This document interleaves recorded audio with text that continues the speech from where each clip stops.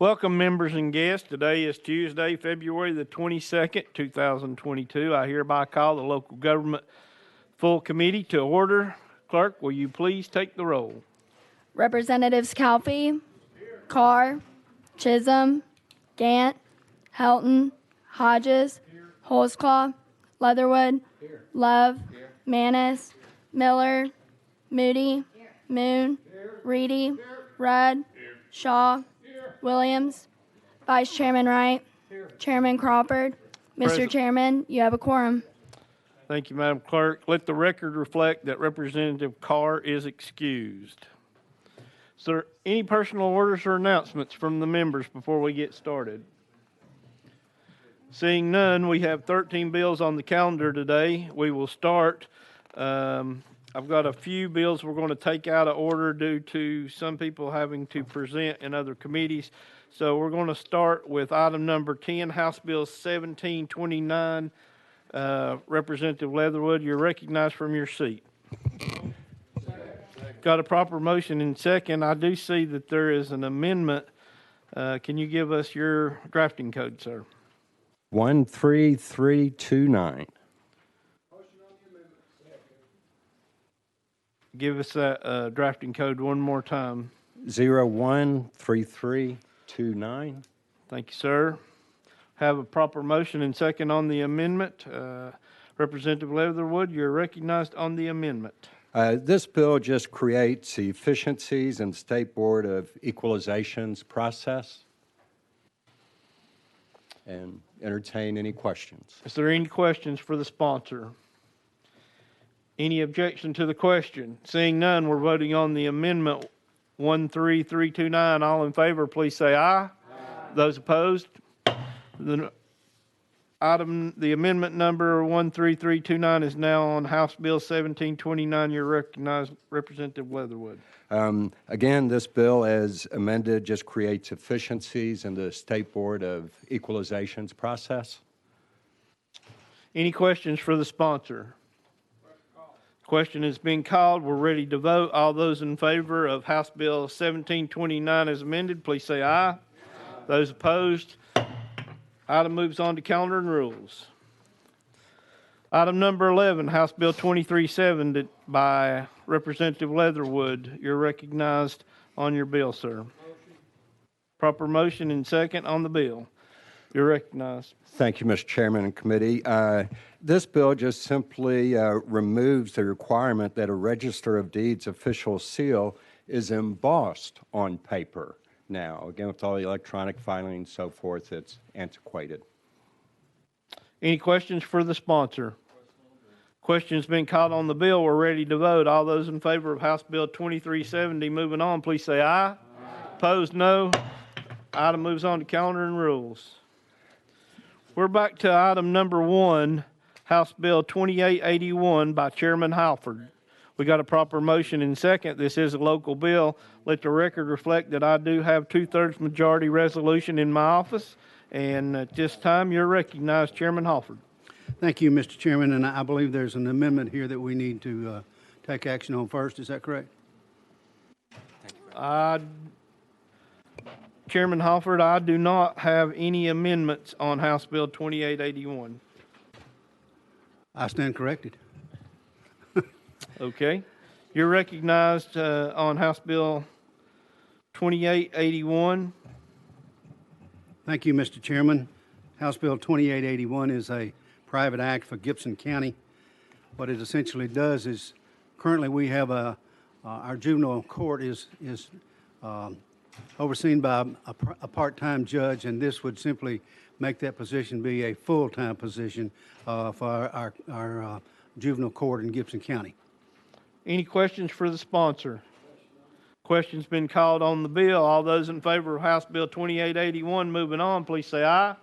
Opposed, no. Bill moves on to calendar and rules, sir. Thank you, Thank you for being here. Next on our list is House Bill 1755 by Chairman Kiesling. We got a proper motion and second on the bill. Let the record reflect that I have received a resolution 2/3 majority on this bill. You're recognized, Mr. Chairman. Thank you, Mr. Chairman and members. House Bill Well, let me begin by just saying you may recall, the committee may recall that we passed legislation during our 21 session under House Bill 1618. But since that time, there has been a request from the city council there in Lafayette requesting some changes to their bylaws regarding nepotism. Nepotism, which would be related to both city council and the mayor's position itself, and also deleting the office of the superintendent of streets. So that is what this is addressing, Chairman. So with that, I'll entertain any questions. Maybe. Any questions for the sponsor? Any objection to the question? Seeing none, we're ready to vote on House Bill 1755. Moving on, I'll say aye. Or those opposed, no. Bill moves on to calendar rules. Thank you, Mr. Chairman and members. Item number 3, House Bill 1872 by Chairman Halsey. Got a proper motion and second on the bill. Chairman Halsey, you are recognized. Thank you, Mr. Chairman. Thank you, committee. Back in 2011, this body passed what was called the Border Retail Tourism Development District Act. Took a long time to pass it just from the title, but that has an expiration date on part of this bill, and this bill I'm bringing you today just extends 5 years. Bristol did quite well with this bill, so did Eastridge down by Chattanooga. Kingsport, not so much. And that's what we're asking for, is a 5-year extension to see if we can get things running. Thank you, Mr. Sponsor. At this time, I will recognize a few for questions. Representative Shaw. Thank you, Mr. Chairman. To the sponsor, does this have anything to do with the downtown redevelopment of the Court Square grants? Just for my information, does it have anything to do with that? Chairman Halsey, you recognize. Yeah, thank you, Representative. No, not at all. This was set up in 2011 to compete with anybody across the border, like Virginia, to try and compete with them so that we could bring tourism and tourism development on border towns. Thank you. Appreciate it. Next on our list is Chairman Williams. You're recognized. Thank you, Representative. I'm just a little bit, you said it worked really well in East Ridge and in Bristol. I guess the question is, what is it? I mean, what did this bill do 5 years ago you're trying to extend that was so great? To give just an example. Chairman Halsey.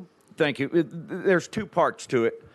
There's money that's qualified spending money that for infrastructure, the cities can pay for it. Even the developer pays for part of that. It's qualified money that can be used then for a tax diversion. Instead of the taxes going to the state for a period of time, that money can be paid back to the city for infrastructure and even to the developer for part of the development under the qualified money that was used. And so those two pieces of this get extended 5 years. Chairman Williams.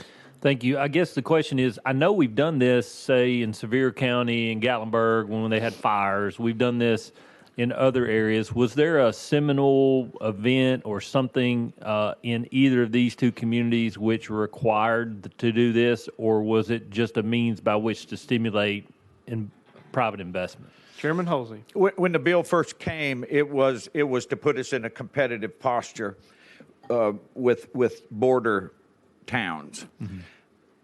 I can't really give you a good reason. I know that the last 2 years we've had a rough time with building materials and that kind of issue coming into the place. There's 450 acres in Kingsport that's set aside under this bill, but it has not had any development on it, and that's why we're asking for the 5-year extension. Chairman Williams. That's it. Thank you. Next on the list is Representative Manus. Thank you, Mr. Chair. I just have a couple of questions I need to clarify for the sponsor. You're wanting a 5-year extension, but it already goes through what year? I'm a little unclear. Chairman Halsey. On the original bill, the total time was 35 years that it went. We're asking for 5 more years. It'll make it 40. And the other section on spending money, I can't even remember how long that was. It wasn't the 35 years, I don't believe, but we're asking for a 5-year extension on that, on what money can be used, qualified money, that can be used for a payback on the taxes. Representative Manus. I'm sorry. Thank you, Mr. Chair. So we're talking about, I'm trying to get that timeline in my mind, 2054, I guess, 2049? Chairman Halsey. I believe it's going to be 51. Okay. I believe, from the original start of this in 2011. Representative Manus. Okay. I guess, you know, from my time in city government, anytime that I look and see where there's any kind of agreement or contract that goes out so far, I get concerned about that because and I'm all about local government, helping local government. But I think that's where, when we come and want an extension and it's already all the way into 2048, 49, whatever it is, and we want to extend that 5 more years, that's just troubling to me. And I see it from both sides. I see it from the local side, and then I see it from the state side. So I just have some concerns that we can't really predict what is going to happen in 49 or 50 from the state's perspective or the local perspective. So I just want to share those concerns. Okay. Any other questions for the sponsor? Chairman Williams, you're recognized. I guess I was looking at the fiscal note, which is why I was a little bit confused. You said that it was extending it for 5 years, but on the fiscal note it says FY 47 through 48 through FY 51, 52 for Bristol, and these fiscal years, the fiscal years don't really coincide with the time period. But just to make sure we get on the record that it's your expectation that 5 years would end 5 years from 2023? Chairman Halsey. It's from 2011 when this started. As I understand it, it's 35 years right now. If we get this 5-year extension, it'll go to 40 total. Which Chairman Williams. I agree with you. I'm not positive how fiscal review came to this. It is foregone revenue. In other words, where I'm at with this 450 acres, there's absolutely nothing on it. There's been millions of dollars invested in it to level it, but there's nothing there, so there's nothing for the state to tax at this point. Chairman Williams. Well, except for the infrastructure improvements that were there that were constructed after 2011. So all the water line, sewer line, electrical utilities, paved roads to get to it, all those were untaxed, I'm assuming. Yeah. Chairman Halsey. I don't think all of that's completed yet, road-wise and street-light-wise. Okay. Chairman Williams. Thank Follow you. up. Nope. Any other questions for the sponsor? Any objection to the question? All those in favor of House Bill 1872 moving on, please say aye. Aye. Opposed, no. Bill moves on to Finance, Ways, and Means. Thank you, Committee and Chair.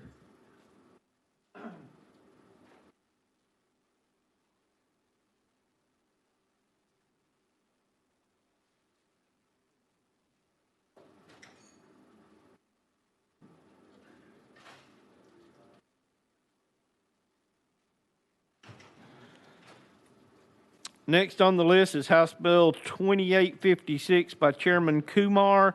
He has asked that this bill be rolled 1 week. Without objection, we'll roll it 1 week. We're going to take another one out of order, and that is item number 8, House Bill 2385 by Leader Gant. Do I have a motion? Proper motion in second. You're recognized on your bill, sir. Thank you, Mr. Chairman. This is one of those days where I'm in several committees at one time presenting legislation, so thank you for letting me go out of turn here, and thank you, committee, for letting me do this. What this legislation does is very simple.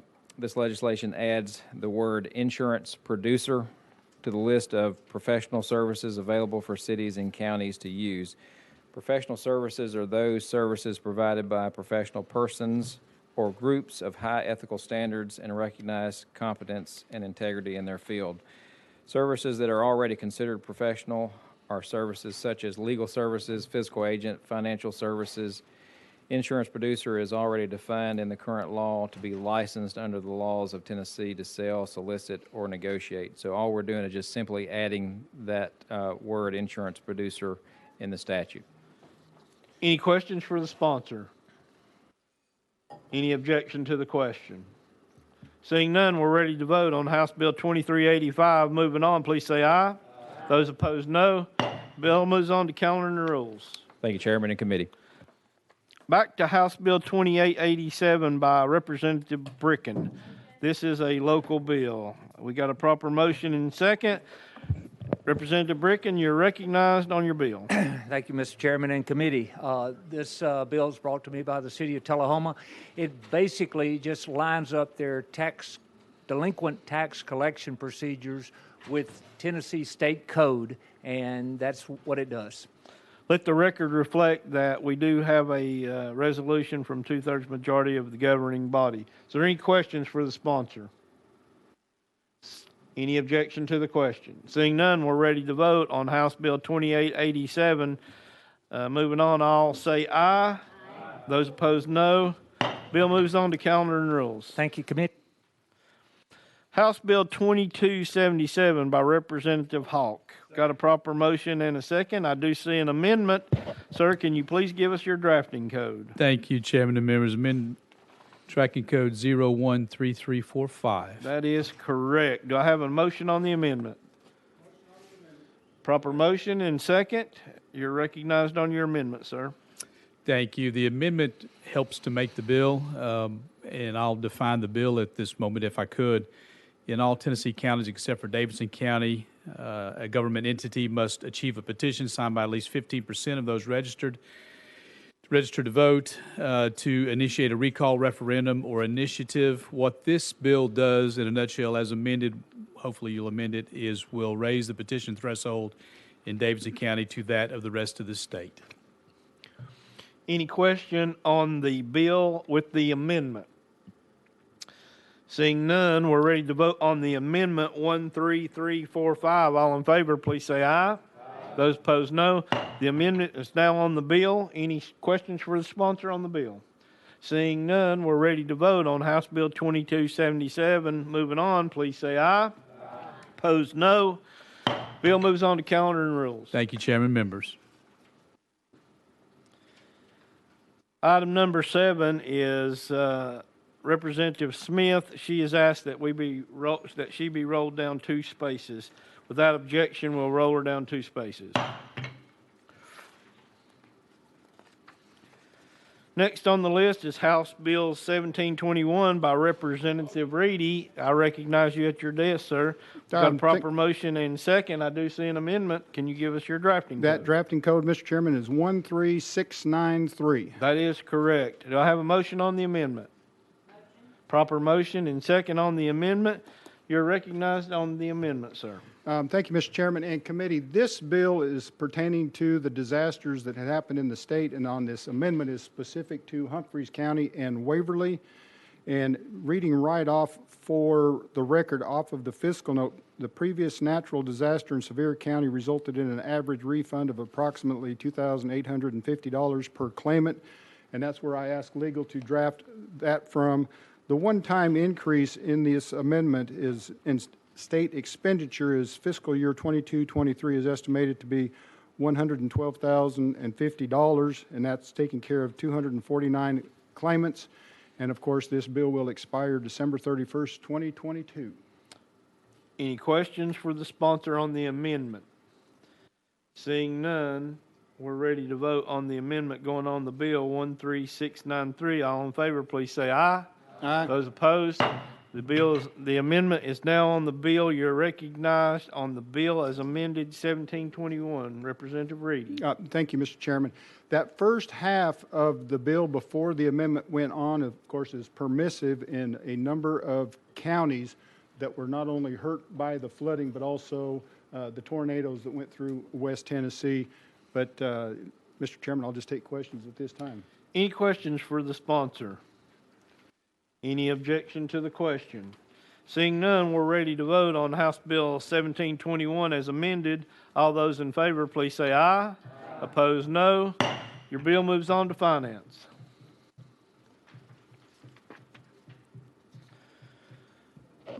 At this time, I am going to pass the gavel to Vice Chairman Wright. The next two bills are my bills, and then we'll take up Representative Smith. So at this time, I pass the gavel.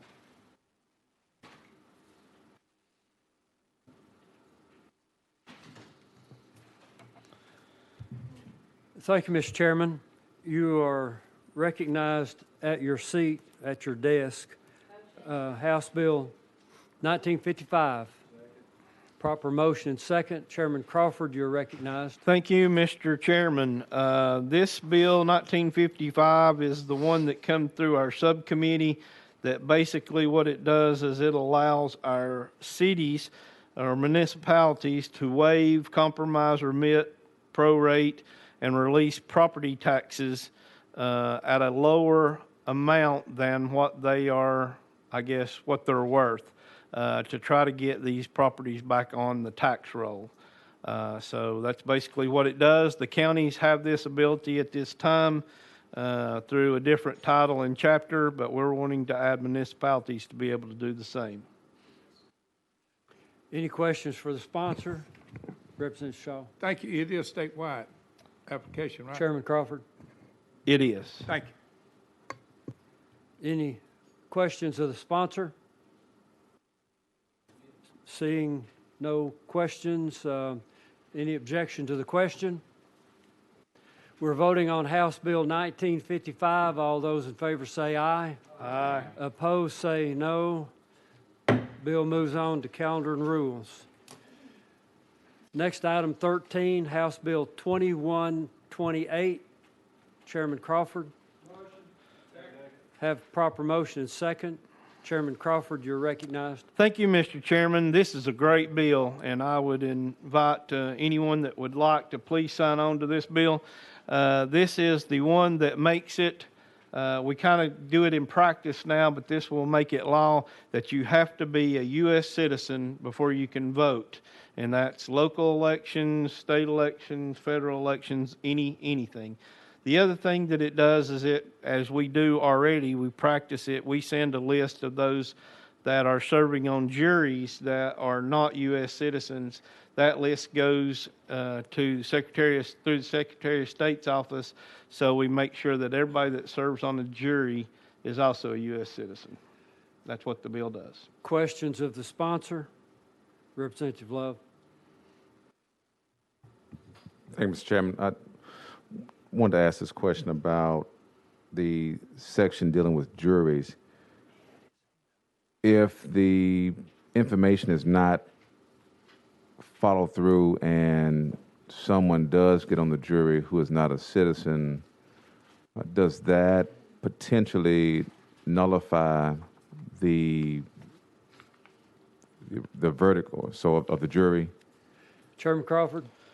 That's a legal matter that I don't feel comfortable in answering. I'll be glad to, if the chairman would allow it for legal to answer that question. Representative Love, you wish to go out of session to ask legal? Yes. If there be no objection, we're out of session. Legal question from Representative Love. Thank you, Matt Mundy, for the record. I don't know the answer to that either precisely, but I think it would be a matter of either the court rules, how they're applied, and when the judge found out about someone who's not qualified to sit on a jury, and whether or not that'd be a question for an appellate court to review as to whether or not that verdict would stand. That's about the most information that I can give you, though. Okay. Thank you, Matt. Also, thank you, Mr. Chairman. Representative Love, do you have a follow-up question? No, that was fine. Thank you. Representative Shaw, do you have a question for legal? I do. And maybe you would know this either, Matt, but would it fall under the same as if I served on the jury and it found out I knew the person well or something, I had a conflict, would that fall on the same section of the law where how would it affect, you know, the verdict of the jury if it was my brother and nobody knew it was my brother and I was on that jury? Would it fall on that same section of the law? Legal. Thank you, Matt Mundy, for the record from legal. I don't think there's any obligation on your part as the brother to disclose that information unless it's part of the jury instructions that are handed down from the judge. Representative Shaw, follow up. No, sir. I'm Representative Chisholm, do you have a question for legal? No, I'm on the bill. Are there other questions for legal while we're out of session? If not, we're back in session. Representative Chisholm, you have a question for the sponsor? Yes, to the sponsor. Are there any examples of non-citizens voting in Tennessee? Chairman Crawford?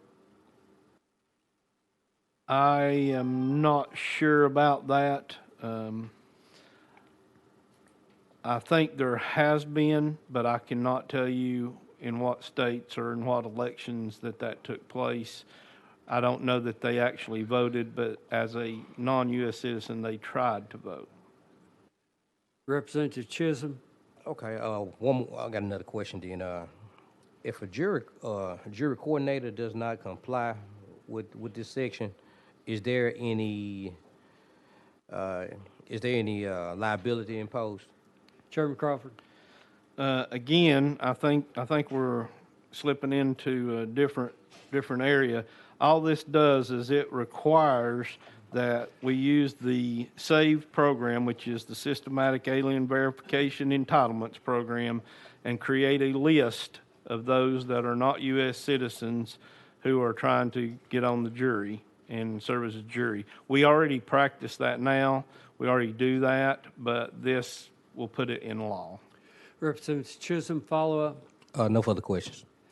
Are there other questions for the sponsor? Seeing no further questions, any objection to call for the question? If not, we're voting on House Bill 2128. All those in favor say aye. Aye. All those opposed, nay. Bill passes, and the bill moves on to calendar and rules. Now passed, Chairman. Thank you, Mr. Chairman. Thank you, Mr. Chairman. I appreciate that. At this time, we are still on item number 7. This will complete our calendar. House Bill 2414 by Representative Smith. Can I ask the Sergeant of Arms, will you please see if she's out there and let her know that her bill is up? And at this time, without objection, we'll take a 3-minute recess.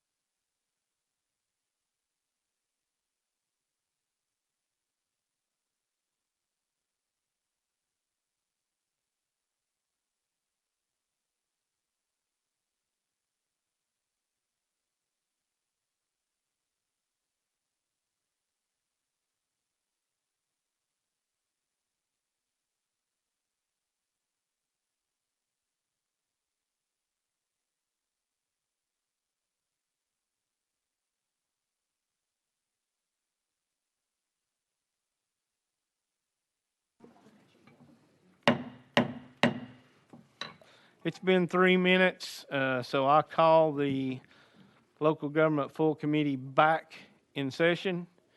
And at this time, I will take us back into recess to call the chair.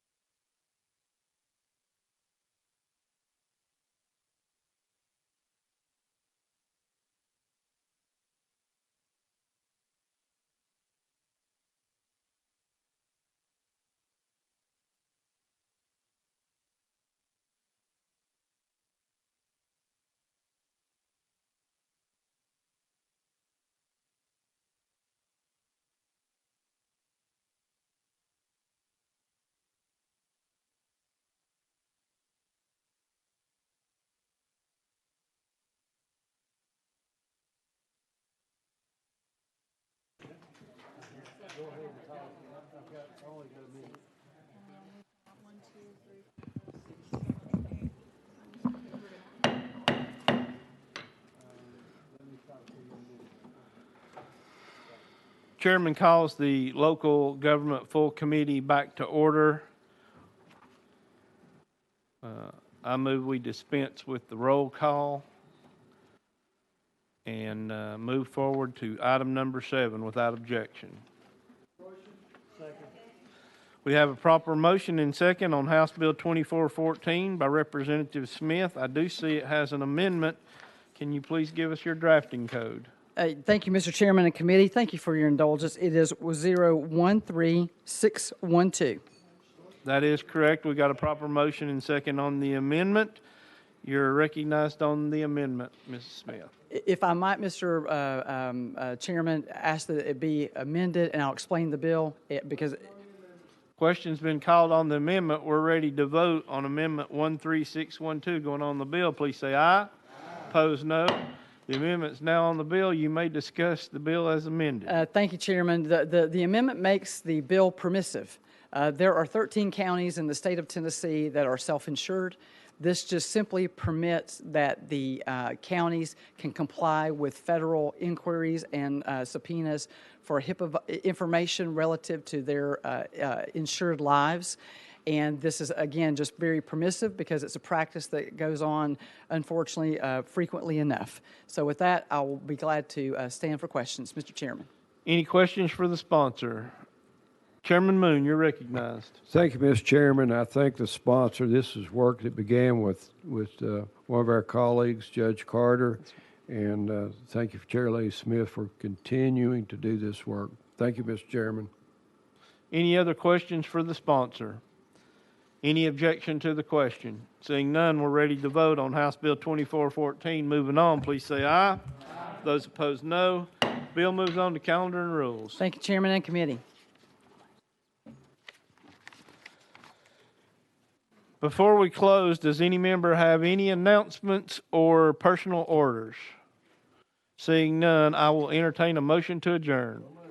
We are adjourned.